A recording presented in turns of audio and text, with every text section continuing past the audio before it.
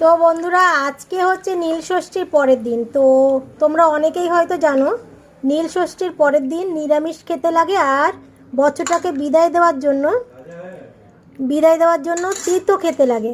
তো এই যে বাবার মাথার থেকে এই আমটা নিয়ে আসা হয়েছিল, সেইটা দিয়ে মুগ ডাল দিয়ে টক করেছি। এইটা হচ্ছে উচ্ছে ভাজা, বছরটাকে বিদায় দেবো বললাম না, উচ্ছে ভাজা দিয়ে। আর একটু কুমড়ো ভাজা করা হয়েছে,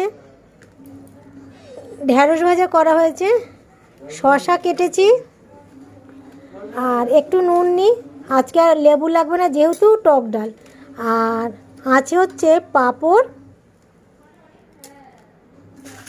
আর এই পাঁপড়। এই হচ্ছে আজকের রেসিপি। তো নীল ষষ্ঠীর পরের দিন তিতো দিয়ে বিদায় দেবো। আর বাবার মাথার আম দিয়ে মুগ ডাল দিয়ে টক করেছি। তো চলো, আজকের রেসিপি হলো এই।